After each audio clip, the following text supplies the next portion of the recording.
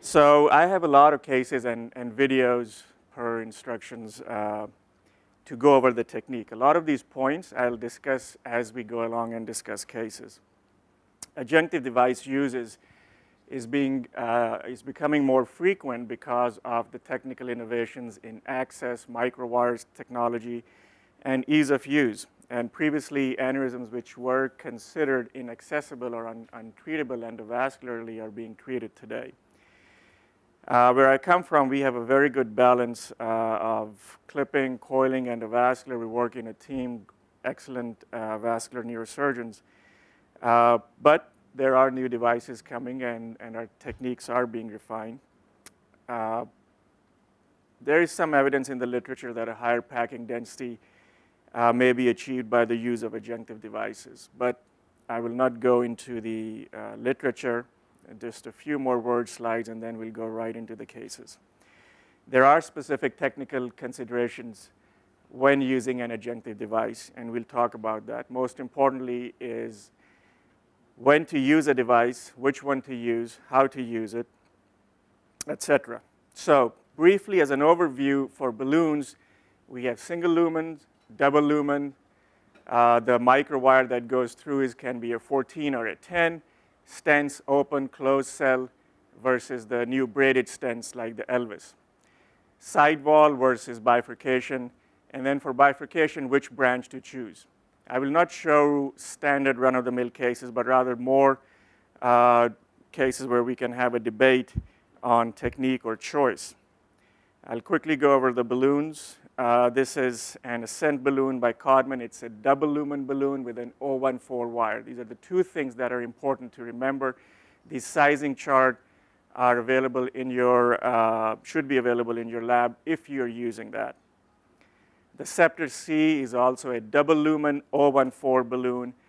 And all of these balloons come in a compliant and a super compliant version. And that just means how well the balloon conforms to the parent vessel or the vessel that the balloon is in. This is a transform single lumen 014. This is one of the newer balloons, again in compliant and super compliant in different sizes. And the previously, or one of the most frequently used balloons, was the single lumen 10-wire hyperglide and hyperform balloons. Now, this is on the top is just a standard double lumen balloon, and on the bottom is a standard single lumen balloon. In the double lumen balloon, it's important that you have a side port for continuous flush of the second lumen. In a single lumen balloon, obviously you don't have a side port because the port is used to inflate the balloon. Balloon prep is important, and you should review individual vendors, literature, brochures, etc. For prep for a single lumen balloon, you connect the syringe to the side port, always with contrast. So the contrast with the newer balloons can be 50, 60, 70% contrast, which improves visibility. You flush back through the RHV, forward through the shaft of the catheter. It's important to know where the markers are. And after you've really thoroughly flushed the balloon and the shaft with the contrast mixture, then you insert the wire, flush again, inflate the balloon, check the balloon under fluoro, put it under water, pull the wire back, and then use it. And then we'll go over that in the stations. By the way, this is probably the most hands-on course that is done annually. Compared to this, the others are fairly bland with the rich experience that you'll get. Just to go over stents, you know about the Neuroform. There's Neuroform Easy, Neuroform 3, tip, no tip. It's an open cell stent, which means it cannot be resheathed. Codman Enterprise, one of the first closed cell stents, it can be resheathed. It comes in one diameter size, goes up to 4.5 millimeters, but different lengths. And the new Elvis, which is under HDE, is a braided stent. The most important thing to remember when we choose devices and mix and match is access. And Dr. Harrington mentioned that earlier about the 1-to-1 ratio, et cetera. It's important to know before we put these devices in the length and the internal diameter of the guide catheters, the ID and the OD of the distal access catheters. For example, you can see the ID is 044, but the OD is 057. Same with the microcatheters. When we think of Prowler or SL10, we think of an 0165 catheter, which means it can go through a catheter that is just bigger than the 0165. But it is important to know that when this ID is important, but what is important more is the outer diameter, because that will determine which two catheters or devices you can put concurrently. For example, if you start with a guide catheter, most of these are 070 to 072 guide catheters. Neuron, for example, Heparin, the Envoy DAs, Navion is 072. So we start with this ID of the guide catheter. And then let's say if you put a DAC in here, even the smallest DAC, which is 044, but the outer diameter is 057, will take up all this room. So if you have to use a DAC to place a balloon in a distal anatomy, then you should know that with that DAC, there's no room even for the smallest microcatheter to go beside it. You don't have to memorize it, but this chart is important to realize before we get in. Now, let's say you have a DAC, and then you have an XT27 or a Marathon. The outer diameter, which is 038, the inner diameter is 027. So you put an XT27 in a DAC. You cannot add a microcatheter with the DAC because that, even the smallest microcatheter, the OD is 31. It will not fit in. Again, if you're not using, you can make a smaller DAC, the 32 DACs, but then you won't have the ease of navigating the catheter through it. Another important thing to remember is the Rhp length is 7.5 centimeters. So for sizing, and I'll talk about the length in a minute, check the ID of the largest or the guide catheter. Check the OD and the ID of the intermediate catheter if used. Check the OD of the microcatheter. We're all focused on the ID that a Prowler Plus, Select, we need for an Enterprise, Neuroform, we need XT27, Marathon, etc. But make sure you check the OD if you're using parallel technique or intend to use more than one device. For the length, start with the longest catheter, which is typically your delivery catheter for the stent or the microcatheter, which is typically 150 centimeter. Start working back from that and subtract the length of every other catheter that you use, as well as the RHV. For example, the microcatheter is 150 centimeter. Guide catheters is, let's say, 95 centimeter Neuron. And let's say you need to use a DAC or an intermediate catheter, which are typically 136 centimeter. So if you add 136 centimeter and you start backwards from 150 centimeter, you're only left with 14 centimeters of working length.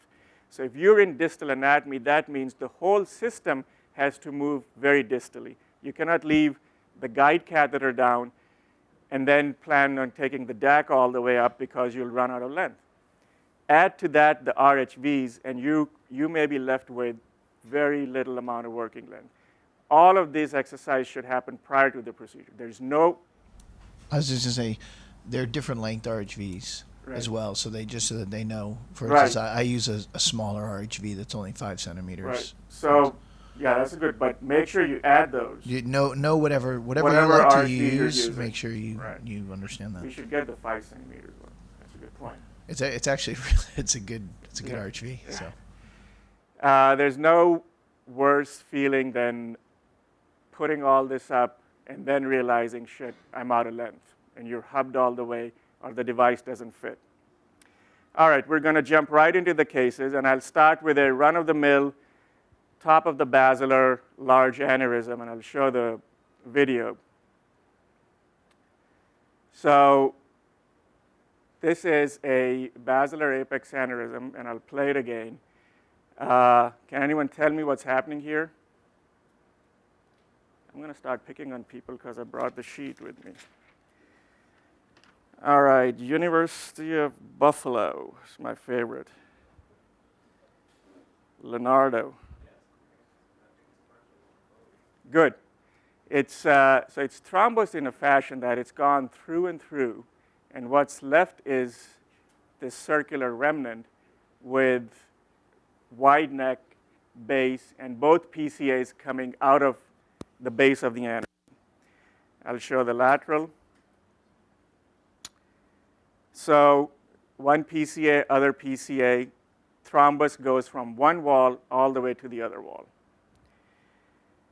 Patient presented with mild headaches, no neurodeficits, mostly asymptomatic, off and on headaches. You can see the partial thrombus. This was her CTA. So the first challenge here, before we go to the coiling part, is access. So you look at the left vertebral artery, loops down, loops back up. And so what kind of, first of all, let me get to the next one. And this is the top of the basilar, both PCAs coming out. There's a PCOM on the left side, no PCOM on the right side. So balloon, stent, flow diverter, anyone?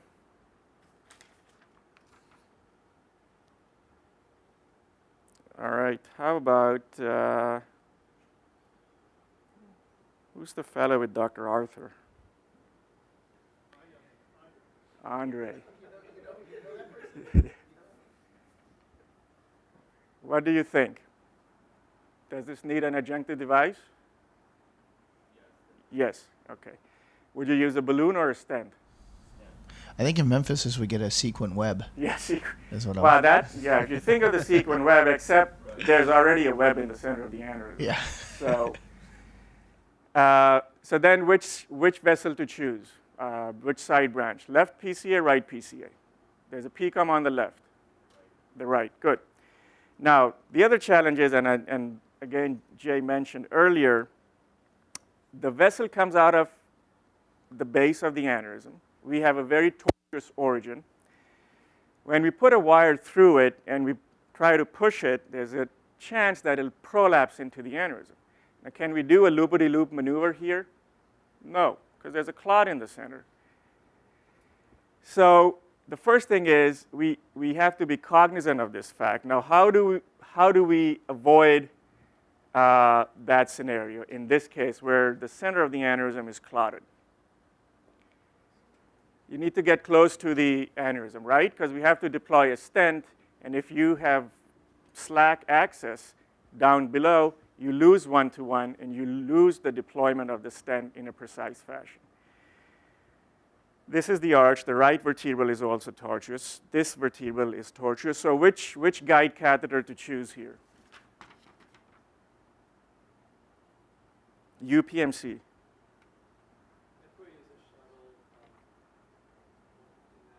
I'm sorry? So how long is that? So the 80 shuttle will get up to here. Navion is how long? 115. So that'll get up to probably there, right? And why would you do that? Okay. All right, so those were kind of our plans. We said if the Navion is 115, the delivery catheter, the XT27 is 150, right? You add a couple of 5 centimeter Dr. J RHVs in there. You got 10 centimeter. So you're left with about 20 centimeter of working length. And from there, you have to deploy the stent. The stent shaft is 186, I think, for the neuroform. But the catheter itself is 150. The stent, I'm going to use a 2 centimeter stent here because I don't want it to prolapse. And so what I'm trying to get is you're left with about 20 centimeters of working length alone. So that means the Navion has to go higher, or this guide catheter has to go higher. We did all that math, and what we decided to do was, I'll show you, we said, well, we're going to try and straighten this out with the neuron, go up, because the last thing I want is short length at the top. So I'm going to play this video here. All right, so, and there's a fenestration in the proximal basilar. So this is an XT27 with a 014 transcend wire, and the curve is not the best, but you'll see the problem here. We tried different curves. This is a shortened version. It took about half an hour or more just to get into the PCA. And because we were losing our curves, we could get up to about this point with our catheters, the guide catheter, before we were getting hubbed. So we still have a lot of length. We keep going with the, is this thing playing? All right, we keep going with the wire and get the XT27 closer. But the wire does not want to make the, seems like it stops on its own. Anyway, you see the challenge that there's clot in the center. It's like a tire here, like a Batmobile tire. So you see the wire prolapses into the aneurysm. We try, maneuver, we use the wire finally to get out into the right PCA. And when we put the microcatheter, try to follow it, even with distal access, it flies into the aneurysm. It's not playing. So I'll go forward slowly. What's your microcatheter? The XT27 for the neuroform. And the reason to use the neuroform, can anyone, there we go. Can anyone fathom why we use the neuroform as opposed to, for example, the Enterprise? No, we use the neuroform because the neck is so wide, and this is just the first stage to wait, let it endothelialize, and if we have to go through it through the left side, we want an open cell design, or neuroform there, as opposed to an Enterprise, which is harder to cross. So anyway, we catheter prolapses, so now what? And we've been at it for some time. So what is the next step? At that point, when your catheter's already shot up through the aneurysm. Yeah. At that point, when your catheter's already shot up in the aneurysm, are you? I mean, I don't know that you've really avoided messing with the thrombus. Like you've already kind of banged it up a bit, right? Right. So you're saying do the loop, except the loop, and I showed you the lateral. The loop, the circle is this way. So you're going, and I'll show the video. So we changed the wire. We use a stiffer wire. We change it to a Fathom 16 because we have an 014. Remember the sizing I mentioned? We have an 014 and XT27 is a big differential. So we go to the Fathom 16. And we get across. And then, so we tried the Fathom 16. It did not work. So you double wire. So, right. So that's why it's important to remember the size, the ID of the microcatheters. It's an XT27, we have an 014, and we put another 010 wire. So now we have an 024 wire system through an XT27 catheter. So we buddy wired, and there's the smaller wire coming up, follows. We advance the wire out into the PCA. And then using both of them, then it's easier to track the XT27.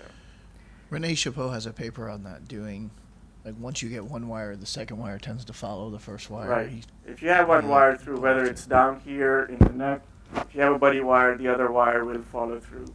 I think this is a great picture of how putting a device changes the geometry. I mean, look, Right. look where the microcatheter is Right. along the basilar, and it's pretty impressive. Right. So I was going to come to that. The geometry is changed. Now, when we want to put the neuroform, we don't want it to do this kind of number. We want it to take this curve. So we take the slack off and we deploy the neuroform, or any stent for that matter.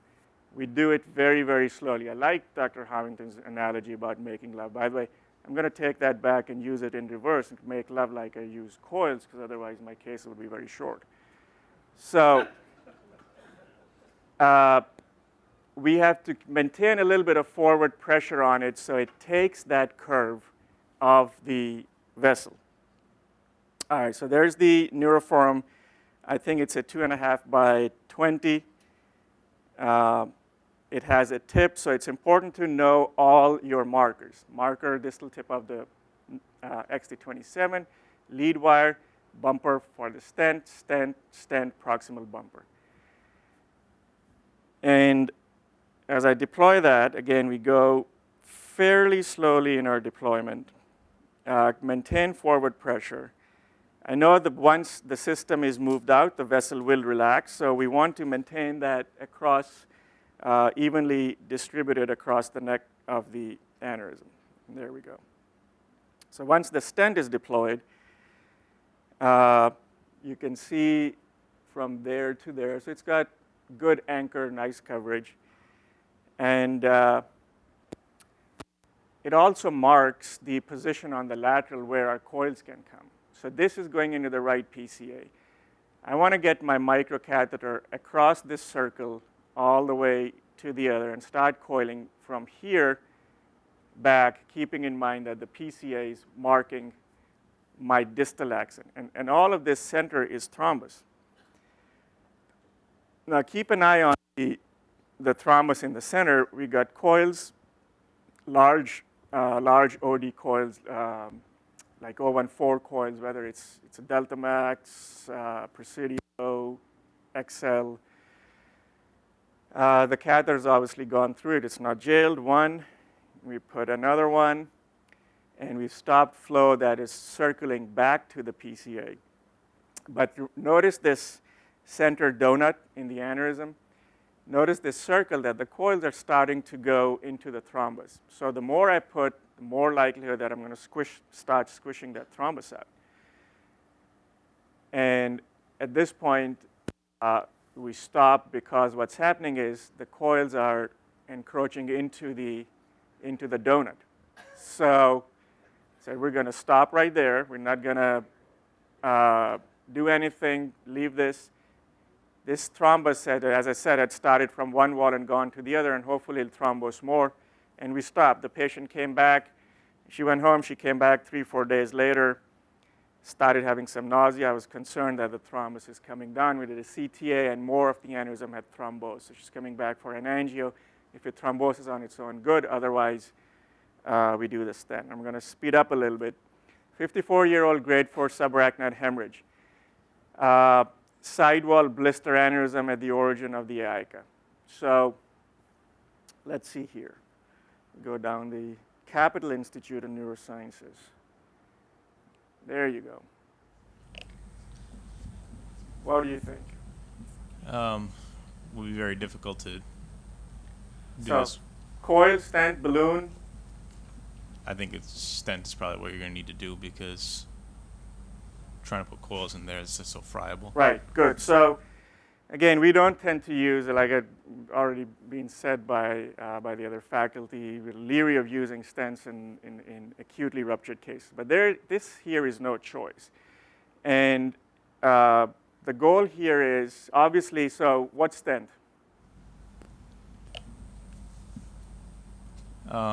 Probably like an Enterprise, or I guess if you had the Elvis, you could use that in this situation. Why Enterprise over the Neuroform? It was the closed cell design. I Right, think so you you get can better. partially sheet deploy it because you're going to jail this, right? All right, so access in this case wasn't bad, but again, planning is important. We know we're going to use a stent. My concern was that we have such a shallow depth of the aneurysm that when we put the smallest coil out, which is 2 millimeter, I don't want the aneurysm to rupture. So we do need to stent it, and I'll just go on the video. I'm showing this to show where the guide catheter is, which is down there. All right, so we do different views, keep giving puffs till we identify the best view. So there is the Enterprise microwire. There is the Prowler Select Plus. And for stents, I always go further out than where I'm going to target because it's easier to then take the slack out, gently pull back, then try to go forward. So I go forward. Another point to make And- about that, putting a stent yeah. in there, And- for everybody, when you go out the PCA, for that to go as far as you think you can because of watermelon seating, Right. because you want to use a longer stent than you normally would use, say, for a carotid sidewall aneurysm, because it's going to push down into the bathroom. Right. Yeah. Ansar, Yeah. just to sort of throw out there for discussion purposes, this is a very good and reasonable way to treat this, but it's also worth saying that this is something that could be surgically approached as well, Okay. and so Right. it's not He like was- in the he context was, Grade 4 or whatever. yeah, it's totally reasonable. I just want like sort of for the crowd to, because a lot of times in the modern era we're like, and me too, Right. our thought is posterior circulation, that's out now. That's not an option. But based on what it looks like there, it looks like a middle fossa transtentorial would actually look right on the aneurysm and would be potentially pretty treatable. So just throwing it out there for thinking. If you think it's a real blister, you may not want to try. That's to put true. it. That's true, and that I don't know if it's a true blister. It goes the same thing with coiling it. I mean, Right. Yeah. blister. There's The nothing difference, good. the difference in the operating room is you can stop the bleeding, and you've got a stent, you've got Plavix, you've got in my shop it would be Heparin, and I wouldn't disagree. I mean, this is 1/6 doesn't have the other. What I'll tell you, what I would do here is I would inject that pike approximately with neurophysiologic monitoring and do a provocative test, because I think I would plan on losing that pica. Okay. Okay. I'm sorry, Yeah. and save for some hearing loss. And we actually just did a similar case with something elective, Right. and did sodium amytal with the patient awake, and then his sleep bears went out. Right. It We is- were. This is a grade 4. And when we went in, we were pretty sure we'd probably lose the AICA. But anyway, keep going. This is the microcatheter. We used a synchro wire in this case, and it's important to keep an eye on the wire, tip of the wire, rather than what's happening down here. So even when I'm advancing, I'm only watching the tip of the wire, because if that goes through. The other thing about Plavix and aspirin, so this patient had been on aspirin and Plavix previously. He got platelets for the ventriculostomy. Did do echometrics. We did check his PRUs when we went in. We did give IV ReoPro after we deployed the stent. So the microcatheters in the aneurysm. This is the marker for the enterprise. Again, we want to center it right over the aneurysm. And there's the enterprises deployed. And then what I did here was, because I was afraid that this is such a shallow neck, I used a balloon, put the delivery system out, took a balloon up to put in the center of the stent, just in case the aneurysm ruptured. I have a balloon there to control the bleeding. So this is a transformed balloon positioned right over the aneurysm through the enterprise, and then I deploy the first coil. And then you see the balloon going up. I went too fast. So there's the first coil, first run, the AICA is open. There's the balloon. It keeps the catheter tacked in place, keeps the enterprise against the neck of the aneurysm. And I put in, I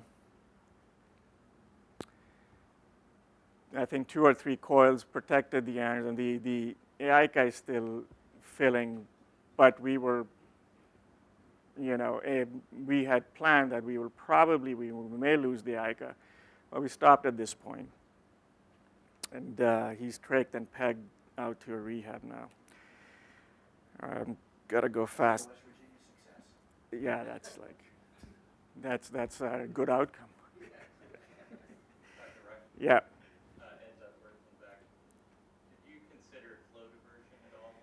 Yeah, so that's a good topic. The problem with, I think, to use flow diverter, and I'm going to show more blister aneurysms. The problem using flow diverter in ruptured aneurysm is that the problem is a rupture of the aneurysm. You have to make sure that that is controlled. So if you use flow diverter, I think it's important to probably put some coils around it or in the neck of the aneurysm. And I'll show another case which may help with that. So 63-year-old, grade 3, small ruptured anterior choroidal aneurysm. Again, balloon, stent, anyone? This is the proximal anatomy. Arch is okay, but the carotid has got some loops, a little bit of spasm athero, maybe FMD. Where would we position the guide catheter here? This is a sidewall ICA aneurysm. Montreal. Got someone from Montreal. Okay, that's a good point. What else? Indiana. No one? Wisconsin. Yeah, I'm actually not sure how I would approach this. All right, well, we have to coil the aneurysm, so we have to use, it's a little shallow, wide-necked ruptured aneurysm, a lot of tortuosity. And I don't want to, dissect all this artery out. This case, we say, well, we'll put a guide catheter here. It's not a new one. We use an older Envoy MPC XB so that it sits in this curve down here. And I plan to use a balloon, not a stent, again, for reasons of what we already discussed. So Quick question, did you use a shuttle or an Aeroflex as well there? this was just an XB Envoy. It's, again, you can use whatever you're comfortable with, but I firmly believe what Jay said earlier, to keep things very simple, very straightforward, very comfortable. This is the and I'll show you what happened. This is the transform balloon. I will pick the vessel where the distal wire is going to go. Tomorrow I'll showcase what happens when you don't keep an eye on the distal wire. So we position the balloon first. The balloon always goes first. The microcatheter follows. This is a synchro. Again, we don't have much room in the aneurysm for the microcatheter to track. So you have to keep an eye on the wire. So the microcatheter is in place, balloon is in place. We get the first coil up, and I inflate the balloon, but I don't see the balloon inflating, which means that when we were prepping, we screwed it up. So no chances. We take everything out, re-prep, re-access, and I pull the microcatheter back, so when I'm dragging and reinserting the balloon, it doesn't accidentally go through the roof. Reposition, there's the balloon inflated. It pins the microcatheter. The first coil, soft coil, it tries to come out. We keep the balloon inflated. And generally I deflate the balloon to make sure if the coil is coming out or not before I keep it in place and push a bunch of coils in. So the balloon's deflated, reinflated, and we go slow, put 3 or 4 coils in, inflate and deflate the balloon every time. This is 70% contrast. Any questions?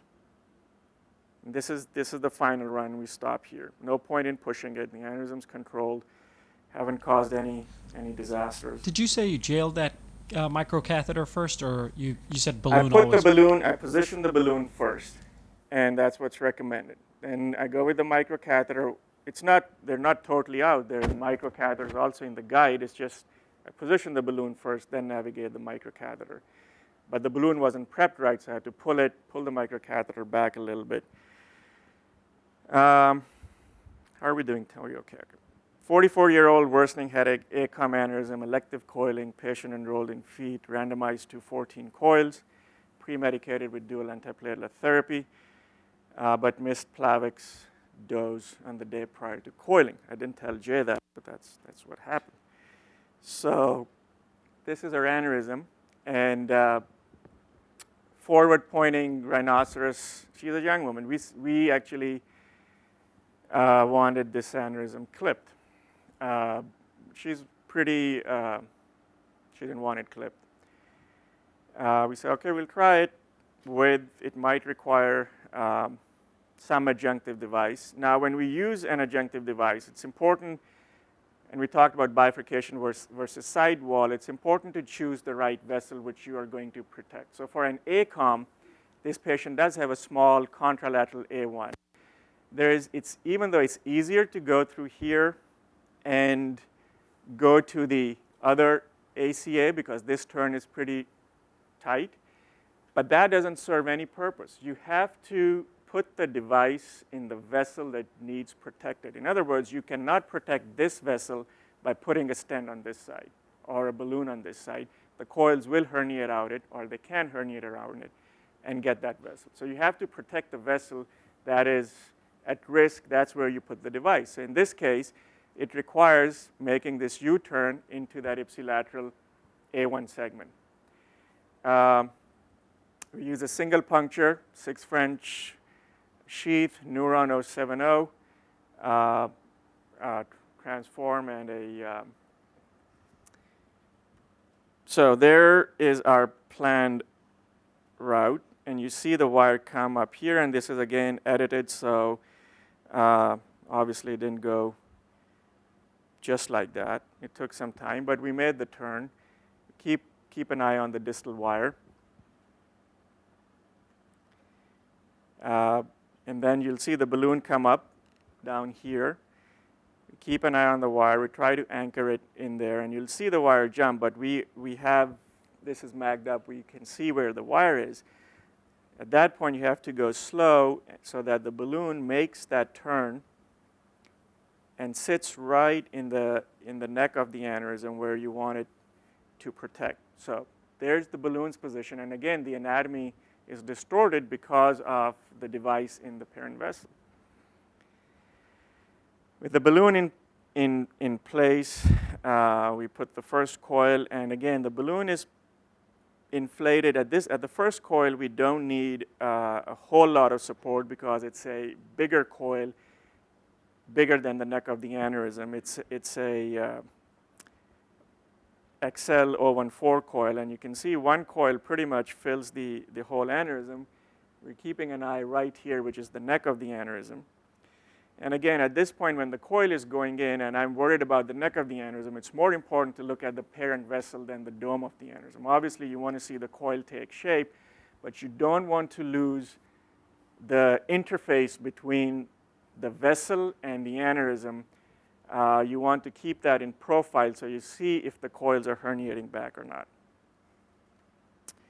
All right, this is coil number 1, and the balloon's partially inflated. It's a 4 millimeter balloon in a 2 millimeter vessel, so it's obviously not inflated to nominal diameter. After that, the framing coil, we immediately drop down. At this point, what I don't want is, again, don't want to hit the ball in the water. We just want to fill enough and get out of there. We keep the balloon in. It's shoved in a little bit more forward because as we get closer to the neck of the aneurysm, there's more likelihood that the coils will herniate out. And the balloon is kept right where I think the coils are going to come back.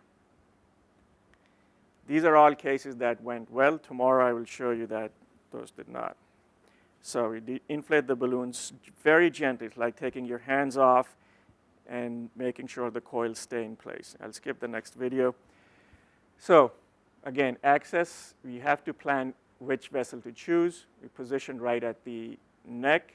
Make sure the balloon makes that turn. Coil number 1, 2. This is what it looks like with the balloon pushing down into the neck.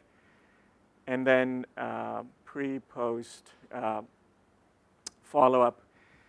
All right, this is another case. Again, randomized to feet. All my single objective when I go to work is to enroll a patient in feet. So this 73-year-old wide-necked MC aneurysm had a previous history of a right MC bifurcation aneurysm that thrombosed, and the patient had a stroke.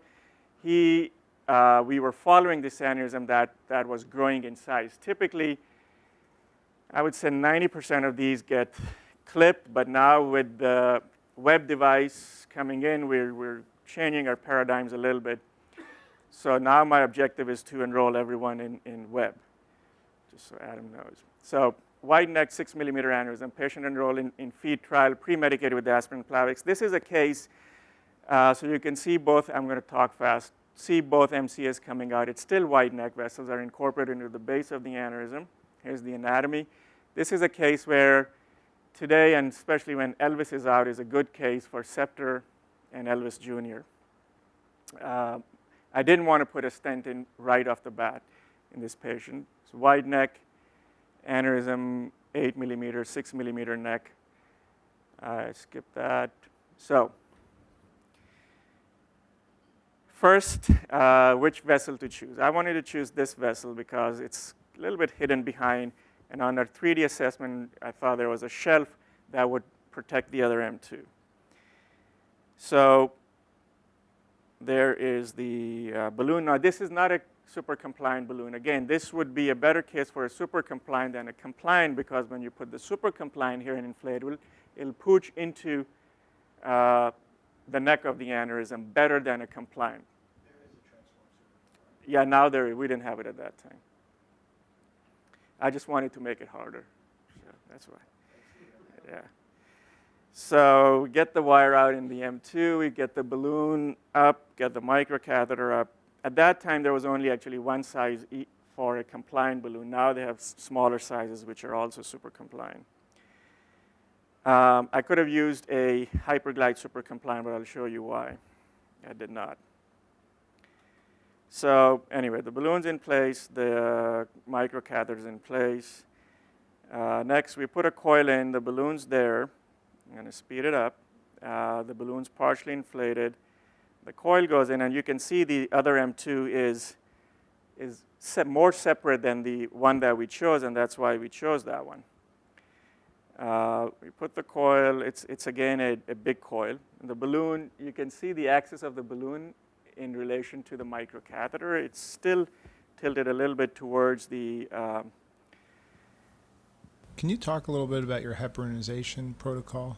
The patient's fully heparinized, weight-based. We give 60 to 70 per kilo, and then we maintain an ACT 250 or above. The patient's also pre-medicated with aspirin and Plavix.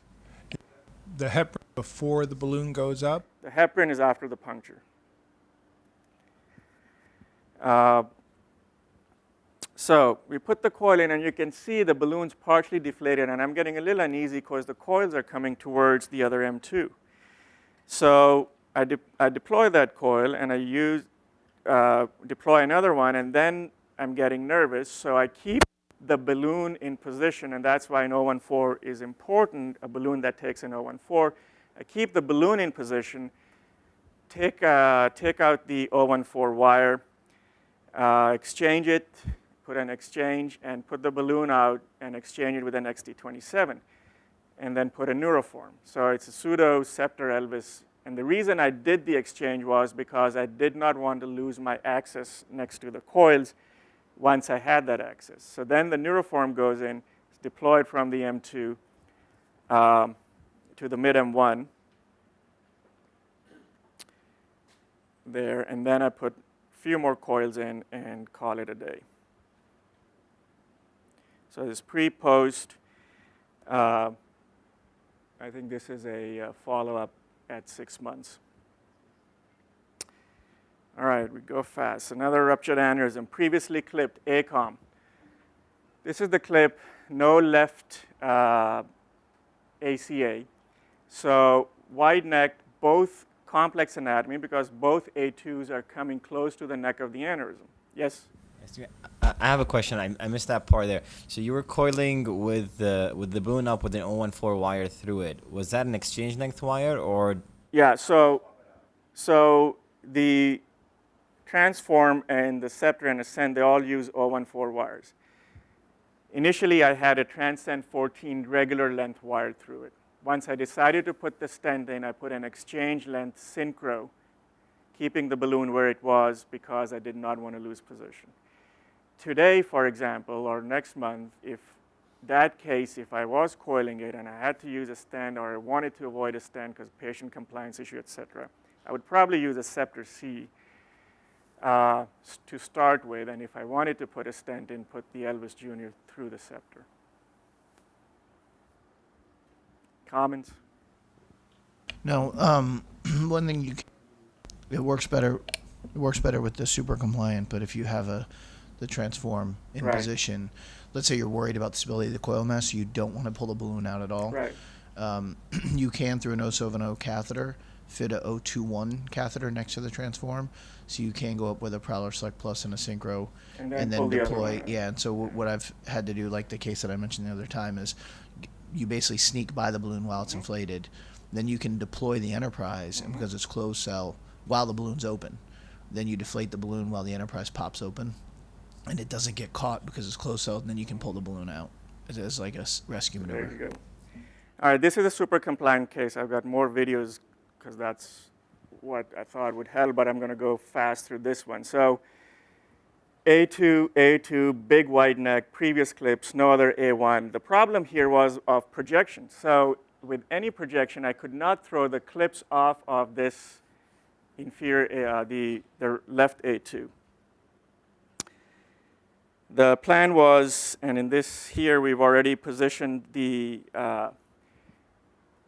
transform super compliant is here, the microcatheter is in the aneurysm. I start a coil just to see what the neck looks like, and you can see the coil immediately herniates out, so there's no question that the coil by itself is not going to stay in there. So now here the balloon is inflated. It's a super compliant, so you can see it pooching into the base of the aneurysm. And even with that, the coil was trying to come out into the other A2. Now my worry here is, so this is a better picture. You can see how the balloon's inflated asymmetrically towards the neck of the aneurysm. My concern here is that I don't see this A2 very well, and if I cannot see it well, I'm not sure where the balloons inflating are going to, and I don't want to inflate the balloon right into the A2. So I put one coil in, deflate it. This is the second coil. You see the balloon inflating. Now here what I wanted to do was, because I'm worried where the A2 is, I inflate the balloon partially in the A1 and then cork it and push it forward. So I know the inflated balloon is inflated more than the diameter of the A2. So when I push it forward, it will go and cork into the A2, and I know where I am. This is the wire going behind into the other A2. All right, so the balloon, and then we inflate the balloon, and you can see the coil is going out where I cannot see it. It's going behind the clip, which is not satisfactory. So I pull back, deflate the balloon. Again, I'm not going to risk putting a coil in where I cannot see it, obviously. Pull the balloon back, re-access the aneurysm in another pocket, re-inflate the balloon partially, cork it and push it forward so that it corks into the origin of the contralateral A2. Again, choice of the vessel is important. In this case, I don't want to put the balloon up here because this I can see pretty well. The other vessel I cannot see well. So I want to protect the vessel which is hidden behind that and which has a greater risk of being occluded. So I inflate the balloon, turn, rotate the II to see if I can get a better projection, and then start again, partially inflate, push it forward, cork it into the A2, then inflate it so it inflates towards the aneurysm, and then coil it. So here you can see the picture of the balloon inflated going down, partially deflated pre and post. All right, we're going to run through some pictures fast. So 58-year-old, grade 4 ruptured ACOM, very wide neck. Ipsilateral A2, contralateral A2. The patient has a contralateral A1. So the vessel, which is the vessel that needs to be protected here in coiling this aneurysm, the left or the right A2? That guy. What's your name, buddy?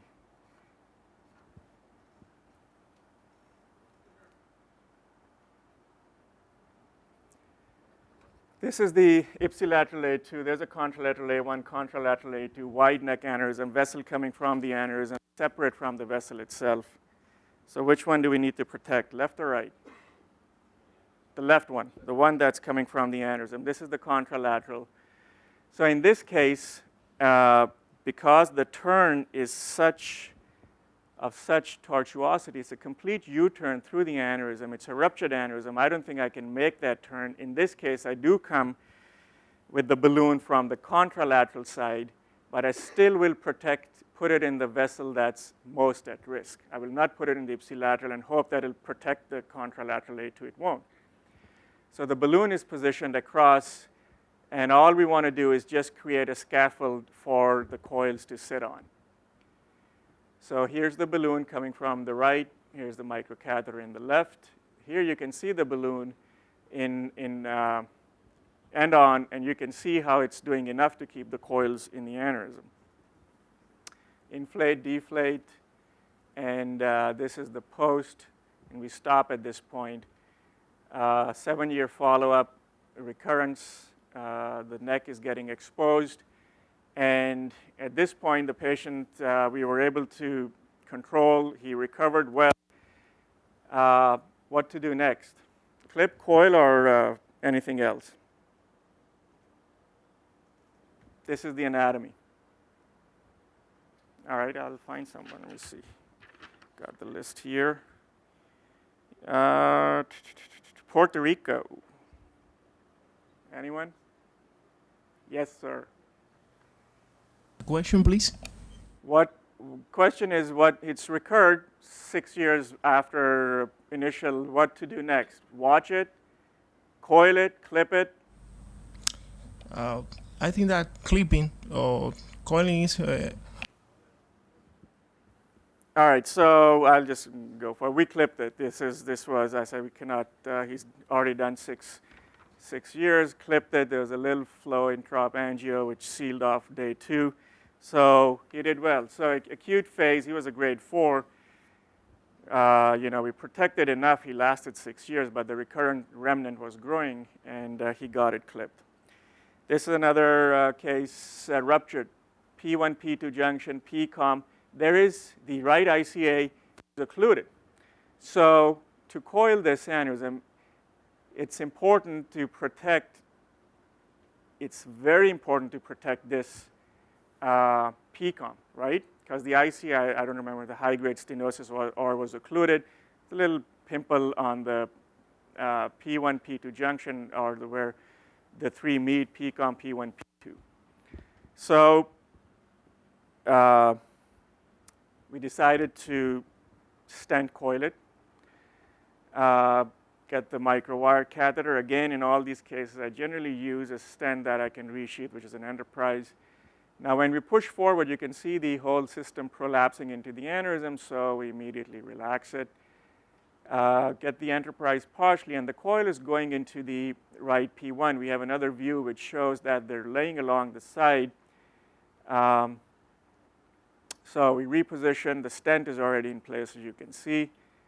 And this goes around that into the proximal P1, but looks okay. This is that was a follow-up. Last case or second last case. Do we have time or am I done? All right.